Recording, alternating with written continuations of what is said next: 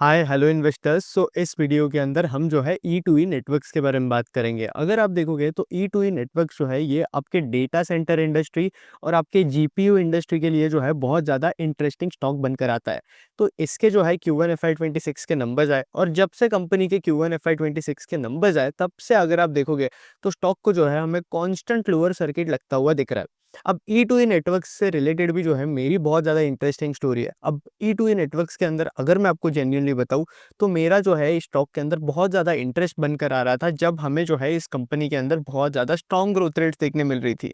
तो मतलब अगर आप पिछले कुछ क्वार्टर के अंदर देखोगे FY25 के जो Q1 Q2 और Q3 है, वहाँ पे हमें FY25 के Q1 के अंदर हमें जो है स्ट्रॉन्ग टॉप लाइन ग्रोथ देखने मिल रही थी। कंपनी जो है अपनी top line I think around 100% के आसपास जो है इंक्रीज कर रही थी। और यहाँ पे भी अगेन अगर आप देखोगे तो हमें जो है ग्रोथ के अंदर स्लो डाउन देखने मिला Q3 के अंदर FY25 में, जहाँ कंपनी ने अपनी टॉप लाइन ग्रो करी Q3 के अंदर सिर्फ 73% से। अब उस टाइम पे ई टू ई का प्रॉब्लम ये बनकर आ रहा था कि ये कंपनी मुझे बहुत इंटरेस्टिंग लगती थी, लेकिन इस कंपनी का जो वैल्यूएशन है वो मुझे सबसे ज़्यादा इरिटेटिंग लगता था। मतलब अगर आप पहले के टाइम पे भी ई टू ई का जाकर वैल्यूएशन देखोगे तो पीक पे जो है दिसंबर जनवरी के आसपास कंपनी जो है ओवर 200 के पी पे ट्रेड कर रही थी। देखो आपकी जब कंपनी है वो 200 के पी पे ट्रेड कर रही है तो देखो हाई पी स्टॉक्स के अंदर इन्वेस्ट करना प्रॉब्लम नहीं होता है, लेकिन हाई पी स्टॉक्स के अंदर जो है ग्रोथ भी उस लेवल की होनी चाहिए। और आपको हाई पी स्टॉक्स के अंदर जो है उन कंपनीज को बहुत ज़्यादा क्लोजली ट्रैक करना पड़ता है।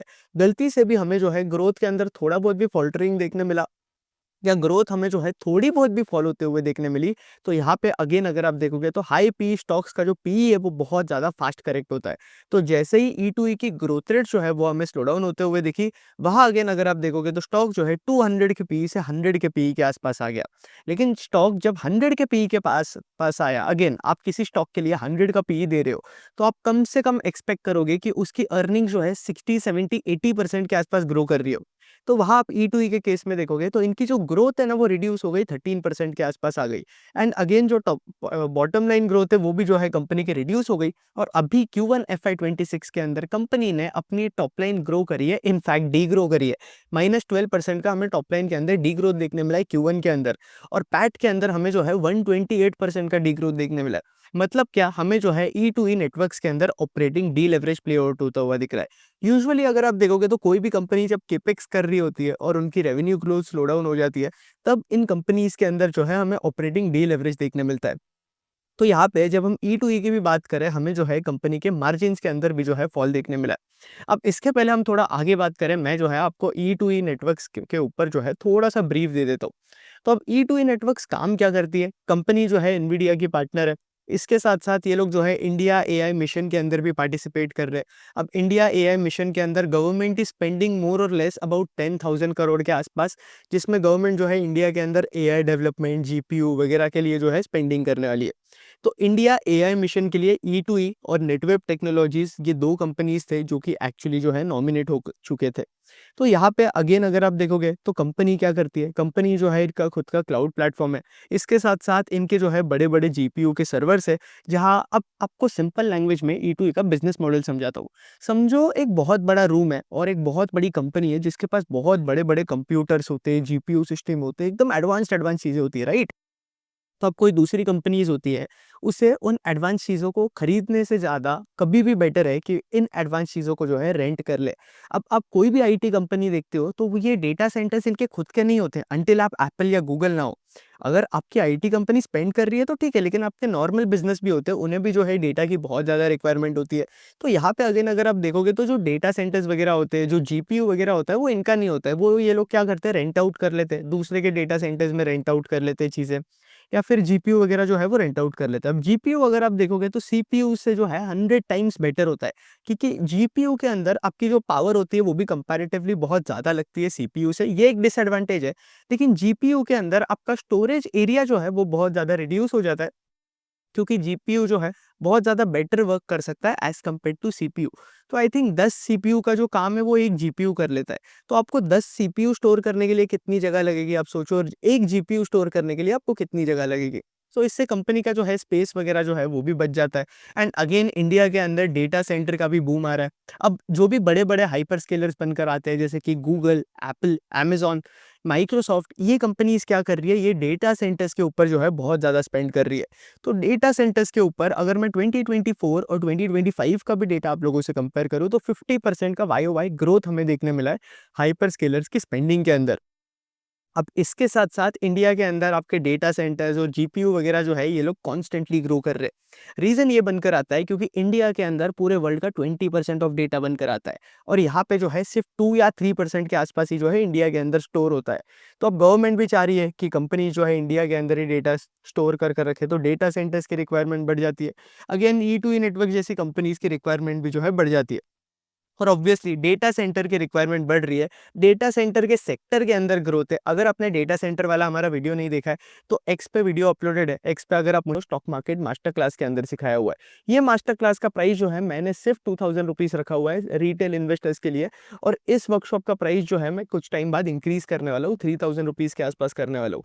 इस वर्कशॉप के अंदर ओवर 200 प्लस लोग जो है एनरोल कर चुके हैं और जितने भी लोग एनरोल है, सबने मुझे बहुत ज़्यादा पॉजिटिव रिव्यू दिए इस क्लास के बारे में। इसके साथ-साथ अगर आपको जेन्युइनली कुछ इक्विटी रिसर्च सीखना है, अगर आपको जेन्युइनली आपके लाइफ में कुछ करना है, अगर आप इरिटेट हो गए हो, आपको पोर्टफोलियो मैनेजमेंट सीखना है, आपको समझ में ही नहीं आ रहा है मार्केट के अंदर चीज़ें कैसे चलती है, आप बस ये यूट्यूब पे वीडियोज़ देख रहे हो, उस पे स्टॉक मार्केट के डिसीजन ले रहे हो, कुछ टेलीग्राम ग्रुप पे आप एडेड हो या फिर कोई दोस्त आपको टिप्स दे रहे हैं, तो आप उस पे डिसीजन ले रहे हो या फिर आप ढंग से जो है मार्केट के अंदर रिसर्च नहीं कर पा रहे हो, तो आपके लिए जो है zero to hero equity research वाली जो क्लास है ये मस्ट नीडेड है और ये 20 आवर्स का कंटेंट जो है आपको देखना है। इस क्लास के अंदर आपके 20 आवर्स के रिकॉर्डेड लेक्चर्स है, ये आपको देखना है। इसके साथ-साथ इसमें टोटल 11 सेशंस है, इसमें आपको पीपीटी भी मिलेगी जो मैं यूज़ कर रहा हूँ। इसके साथ-साथ डिफरेंट सेक्टर के लिए डिफरेंट चेकलिस्ट होती है, जो कि हमें फॉलो करनी चाहिए। हर एक सेक्टर की अलग मेंटल मॉडल होता है।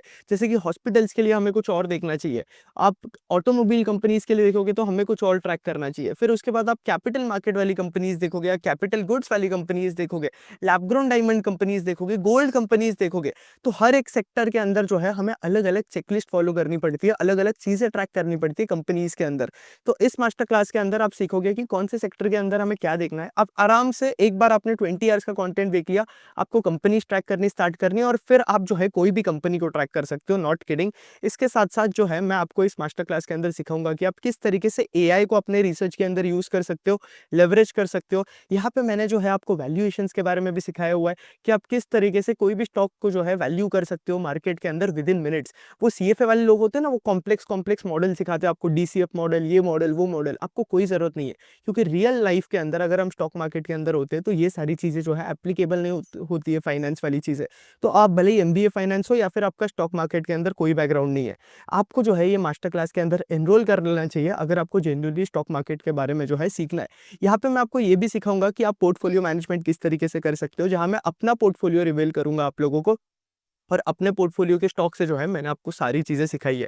इसके साथ-साथ यहाँ पे जो है आपको हमारे प्रीमियम टेलीग्राम ग्रुप का जो है एक्सेस भी मिल जाता है, जो कि लाइफ टाइम एक्सेस मिलता है आपको।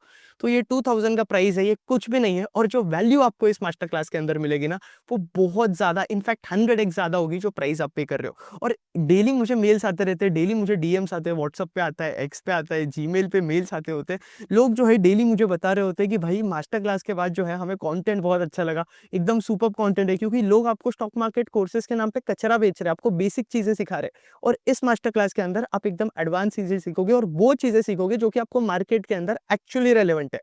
और इसके साथ-साथ लोग मुझे बताते हैं कि यार भाई हमने मास्टर क्लास देखने के बाद हमारा पूरा पोर्टफोलियो रिबैलेंस कर लिया। इसके साथ-साथ लोग मुझे ये भी बता रहे हैं कि हमने कंपनीज़ को ट्रैक करना स्टार्ट कर दिया है। कुछ लोगों ने तो कंटेंट क्रिएट करना स्टार्ट कर दिया है, तो वो लोग भी जो है कॉन्स्टेंटली टच के अंदर है। और एक और चीज़, मास्टर क्लास देखने के बाद अगर आपको कभी भी डाउट आता है, कोई भी स्टॉक रिलेटेड या कोई भी चीज़ रिलेटेड, तो आप जो है मुझसे वन ऑन वन भी कनेक्ट कर सकते हो, या तो मेरे एक्स के, ट्विटर के डीएम्स के अंदर, या फिर आप मुझे मेल कर सकते हो, या मेल और डीएम्स पे कनेक्ट करोगे तो मेरे लिए ज़्यादा बेटर होगा।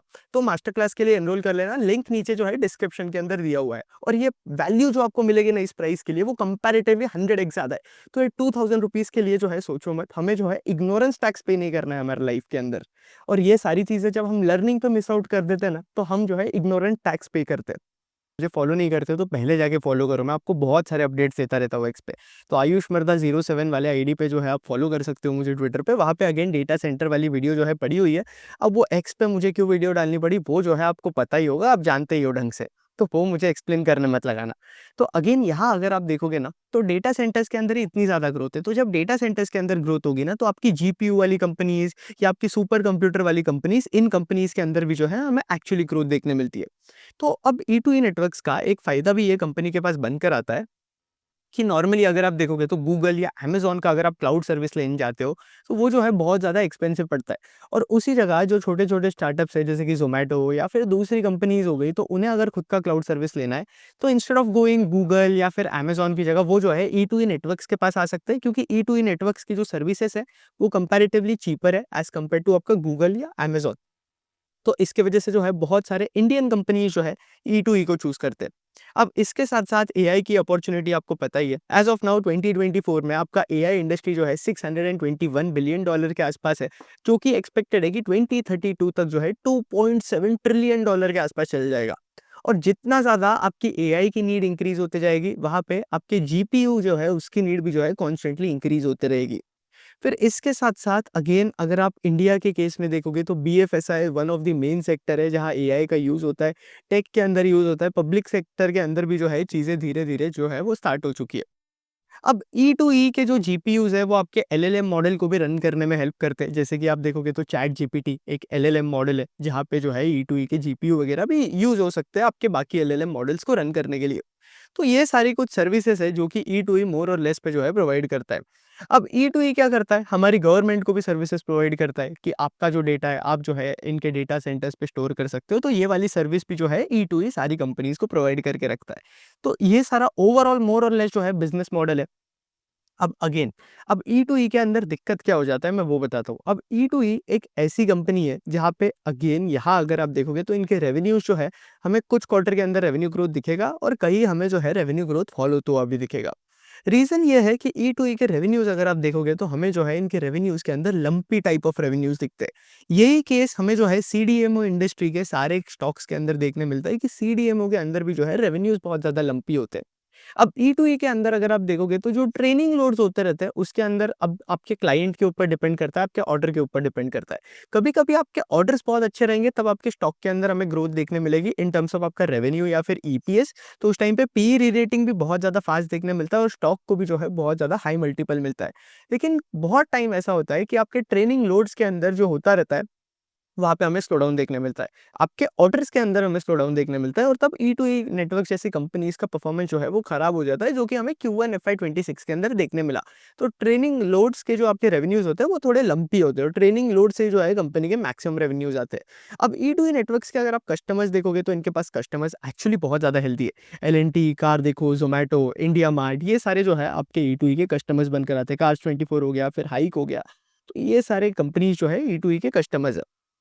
अब भाई देखो, प्रैक्टिकल बात करता हूँ, थोड़ा इधर-उधर घुमाऊँगा नहीं, सीधा आपसे बात करूँगा। ई2ई के नंबर जो है बहुत ज़्यादा वाहियात आए इन आपका Q1 FY26 और ये नंबर्स आप जिस लेवल पे हमें जो है ये नंबर्स देखने मिल रहे हैं, कोई पॉइंट नहीं बना रहा है कंपनी का हमारा एज़ अ इन्वेस्टर कंपनी के अंदर इंटरेस्ट होना चाहिए।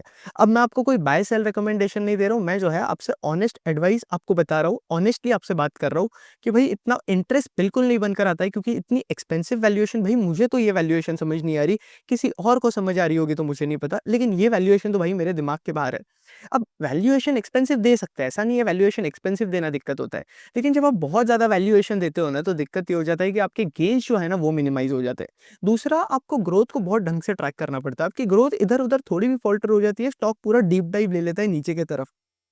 तो वही जो है हमें ई2ई के साथ देखने मिला है। फिर अगेन यहाँ अगर आप मंथली रेवेन्यू रेट देखोगे जो कि एक बहुत इंपॉर्टेंट मेट्रिक है जो कि आपको ई2ई के अंदर ट्रैक करनी चाहिए। अब मंथली रेवेन्यू रेट के अंदर हमें जो है इंप्रूवमेंट देखने मिला है, जहाँ कंपनी मंथली रेवेन्यू पे बेसिस पे आप देखोगे तो कंपनी 14.5 करोड़ के आसपास का रेवेन्यू बना रही है, जो कि अगेन अच्छी बात है। अब जिस पेस पे ई2ई का मंथली रिकरिंग रेट जो है I mean monthly revenue rate वो इंक्रीज होते जाएगा, एमआरआर इंक्रीज होते जाएगा, उतना ज़्यादा हमें कंपनी के रेवेन्यू के अंदर जो है ग्रोथ देखने मिलेगा। अब कंपनी ने जो एमआरआर के लिए गाइडेंस दिया है ना FY26 के लिए वो बहुत ज़्यादा इंटरेस्टिंग दिया है, तो वो जो है हम कॉन कॉल के अंदर बात करेंगे। तो ओवरऑल ई2ई के केस में अगर आप देखोगे तो हमें जो है इनके डेप्रिसिएशन के अंदर भी जो है ओवर 156% का जो है वाई लेवल पे ग्रोथ देखने मिला है। रीजन ये बनकर आता है क्योंकि ई2ई जो है बहुत बड़ा केपेक्स कर रहा है, इनका चेन्नई के अंदर एक फैसिलिटी आ रहा है। तो यहाँ पे इसलिए अगर आप कंपनी के एसेट्स देखोगे तो इनके एसेट्स जो थे CWIP, capital work in progress, जो भी आप ट्रैक करते हो स्किनर के ऊपर, अगर आपको समझना है कि कोई भी कंपनी कितना केपेक्स कर रही है, तो अगर आप इनका CWIP देखोगे तो वो जो है 0 से लेके 600 करोड़ के ऊपर जा चुका है। और यहाँ पे भी हमें जो है कंपनी के फिक्स्ड एसेट के अंदर भी इंक्रीज देखने मिला है। अब ये बहुत बड़ा रीजन है जिसकी वजह से कंपनी का डेप्रिसिएशन अगेन अगर आप देखोगे तो इंक्रीज हो चुका है, और ओवरऑल कंपनी के प्रॉफिटेबिलिटी लेवल पे जो है कंपनी को इम्पैक्ट कर रहा है। लेकिन ये सारी चीजें मैं समझता हूँ, लेकिन ये सारा होने के बाद भी आपके कंपनी के अंदर रेवेन्यू ग्रोथ नहीं आ रहा है, सेल्स ग्रोथ नहीं आ रहा है, ये मैं नहीं समझ सकता हूँ एज एन इन्वेस्टर।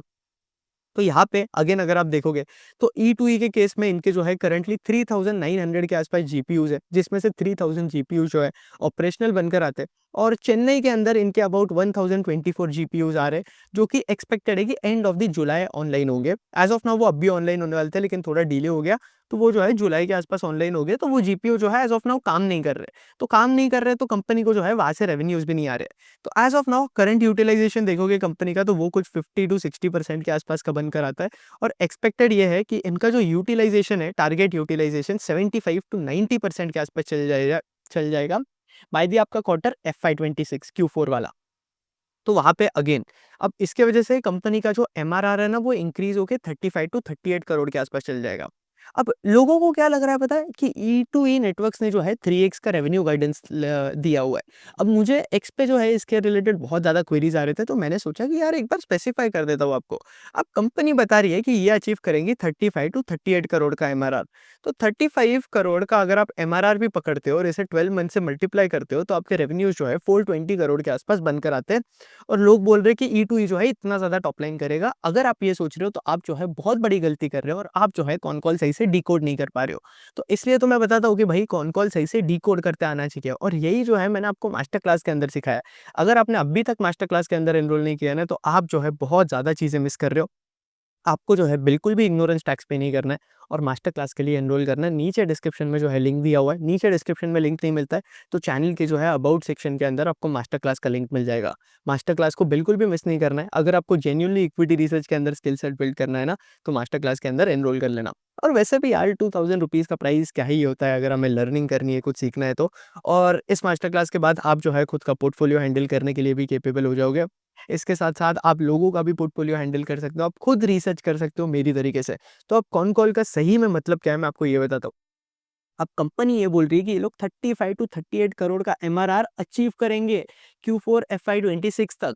तो Q4 FY26 के जो एंड के क्वार्टर्स रहेंगे ना, वहां पे ये लोग टारगेट कर रहे हैं कि इनका एमआरआर जो है इतना ज्यादा इंक्रीज हो जाएगा।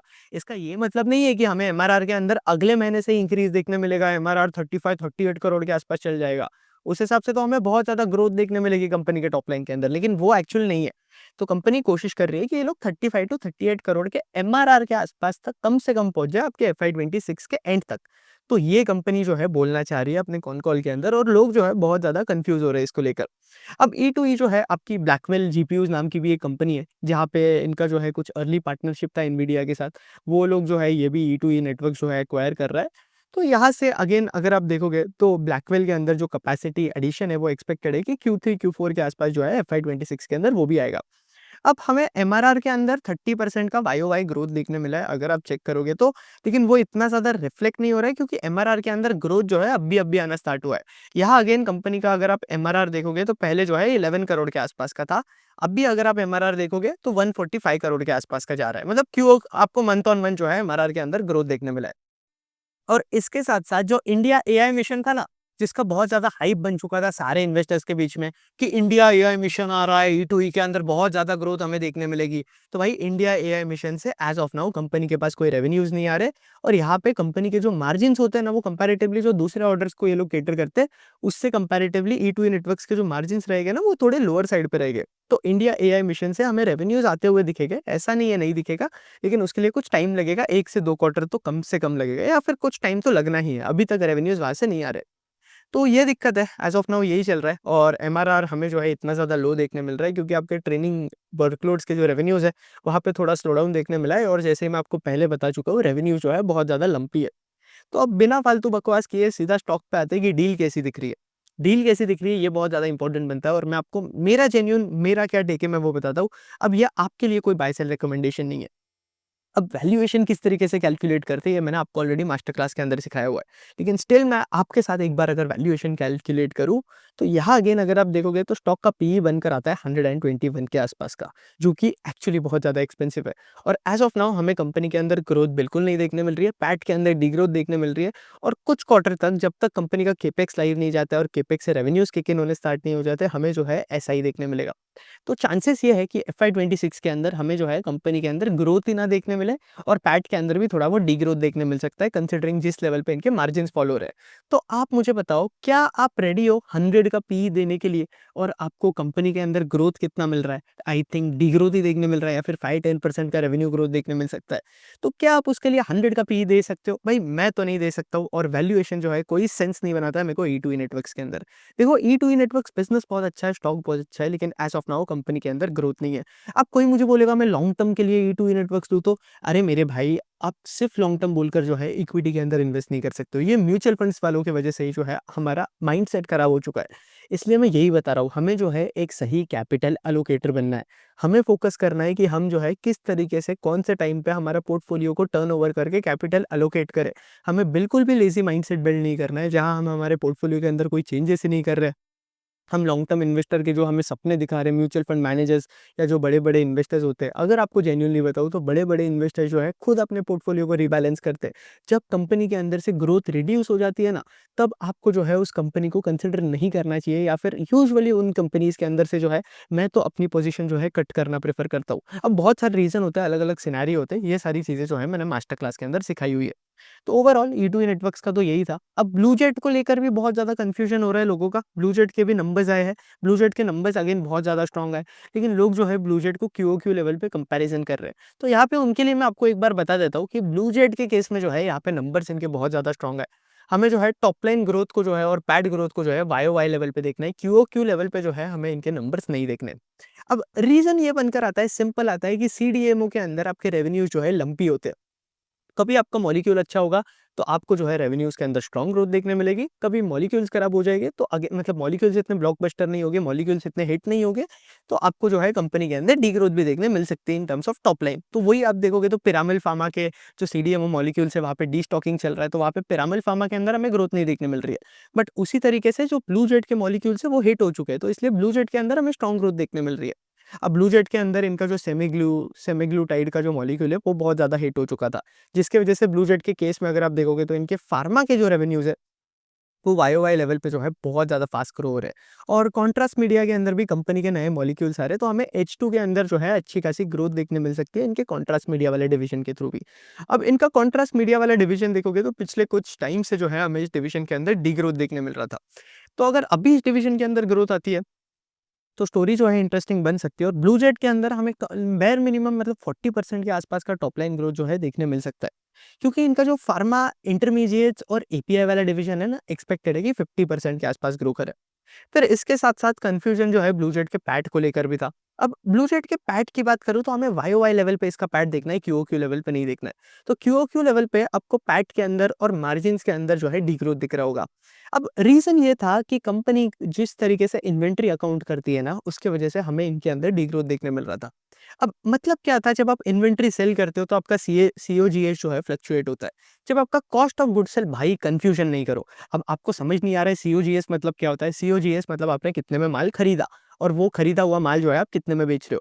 फॉर एग्ज़ाम्पल आपके पास ₹100 की चीज़ है, आप ₹80 में वो चीज़ खरीद रहे हो, तो वो ₹80 वाली चीज़ जो है वो आपका सीओजीएस बन जाता है, समझ रहे हो?